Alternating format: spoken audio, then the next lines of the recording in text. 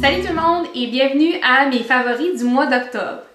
Dans mes vidéos des favoris, je vais vous présenter les produits que j'ai le plus utilisés et le plus aimés lors du dernier mois. On commence avec le nettoyant crème douceur de Lancôme. C'est un nettoyant qui nettoie en profondeur. Je l'ai utilisé pour nettoyer ma peau à toutes les fois que j'ai filmé une vidéo de maquillage d'Halloween. Donc, vous pouvez vous imaginer que j'en avais épais à enlever et ça a pratiquement tout enlevé, sauf parfois les taches de sang qui sont particulièrement difficiles à enlever avec un démaquillant pour le visage. Ce que j'ai également apprécié de ce nettoyant-là, c'est la sensation qu'il laisse à la peau. Donc, il laisse une sensation de peau hydratée, contrairement à quand on utilise des nettoyants en mousse. Parfois, on sent la peau qui tire, la peau qui est desséchée. C'est tout le contraire pour ce qui est du nettoyant crème douceur. Mon deuxième favori des soins de la peau de ce mois-ci fut l'hydratant Vitazing de la marque Origins. C'est un hydratant teinté.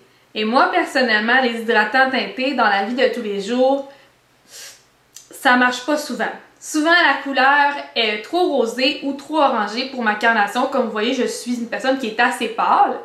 Et je trouve souvent que l'effet, ça donne des patchs un petit peu partout sur la peau. Tout le contraire avec l'hydratant teinté de Origins. Donc, quand on le sort du tube, il est blanc. Ensuite, on l'estompe dans la peau et il prend la couleur de notre peau. Ce qui le rend particulièrement intéressant puisqu'il va faire à peu près toutes les carnations. Aussi, ce que j'aime, c'est le fini qu'il laisse. Donc, c'est un fini qui est très lumineux, mais sans être des gros morceaux de brillant qu'on voit sur la peau. Non, ça donne un éclat santé très naturel. Ce qui est très important pour moi aussi lorsque j'achète un hydratant, c'est qu'il soit en effet hydratant. Ce qui n'est parfois pas le cas des crèmes teintées qu'on a sur le marché, qui sont juste comme un fond de teint dilué, qui n'apportent pas vraiment une hydratation. C'est vraiment pas le cas pour l'hydratant Vitazing. Il apporte vraiment une très belle hydratation et ça me donne le goût d'essayer d'autres produits de cette marque, donc la marque Origins. Du côté des outils, mon premier favori ce mois-ci fut le nettoyant à pinceau de la marque Pro Hygiène. Il fonctionne exactement comme le nettoyant à pinceau de Les Oitiers. Donc, on le spray sur le pinceau, ensuite on enlève l'excédent dans un Kleenex ou dans un essuie-tout, on le laisse sécher un petit peu et il est prêt à être utilisé presque instantanément. La différence entre le nettoyant Les Oitiers et celui de Pro Hygiène, ça se trouve au niveau du parfum. Donc, celui de Pro Hygiène est beaucoup plus doux que celui de Les Oitiers. J'aime la senteur de Les Oitiers, ça sent sucré, mais quand on l'utilise entre chaque cliente, ça vient parfois que j'ai le nez un petit peu irrité. Donc, ça a été révolutionnaire pour moi de trouver le Pro Hygiène qui a un parfum très léger. Je le sens pratiquement pas, puis il fait le même effet que celui de Les Oitiers, fonctionne aussi bien. Deuxième outil favori ce mois-ci, les Beauty Blender. C'est une éponge que j'utilise depuis longtemps et je me suis procuré la noire. Pour moi, personnellement, j'utilise la rose sur mes clientes. Il y a aussi une blanche qui est disponible, mais je trouve ça beaucoup trop salissant, honnêtement. J'utilise le Beauty Blender mouillé, donc je le passe sous l'eau. Ensuite, j'enlève l'excédent. Puis, je l'utilise pour appliquer mon fond de teint, estomper mon cache-cerne et aussi estomper mon fard à joues en crème pour qu'il se fonde vraiment bien avec mon fond de teint. Du côté du maquillage, ce mois-ci, ma découverte côté mascara fut le Opulash de MAC. C'est un mascara qui allonge et définit et il fait aucun grumeau et c'est ce que j'ai particulièrement aimé.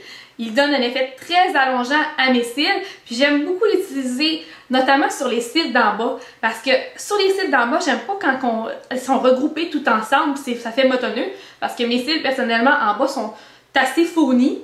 Donc j'aime ça quand c'est pas trop allongeant, pas trop volumisant, pas trop de grumeaux et c'est vraiment la formule parfaite pour ça. On continue dans la marque MAC avec leur illuminateur Prep and Prime dans la couleur Radiant Rose. On peut l'utiliser seulement en dessous des yeux, mais moi je l'utilise partout sur les zones de lumière, soit au-dessus des yeux, sur l'os des joues, centre du front, du nez, dessus des lèvres et dessus du menton et je l'estompe bien sûr avec mon Beauty Blender.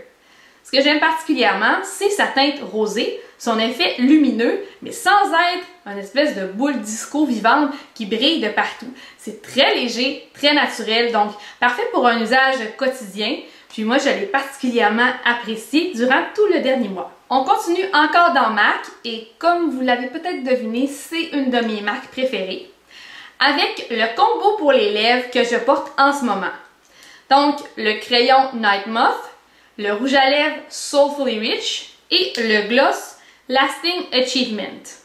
C'est sûr que c'est des lèvres assez foncées, donc c'est pas pour tout le monde, mais moi, j'adore les lèvres les plus foncées possibles, surtout dans la période automne-hiver. Donc, je les ai portées à maintes reprises. Puis ce que j'aime aussi d'utiliser ces trois produits-là ensemble, c'est que 2 produits sur 3, soit le rouge à lèvres et le gloss, sont dans la gamme Pro Long Wear. Donc, ce sont des produits qui durent plus longtemps que les rouges à lèvres de marque régulière.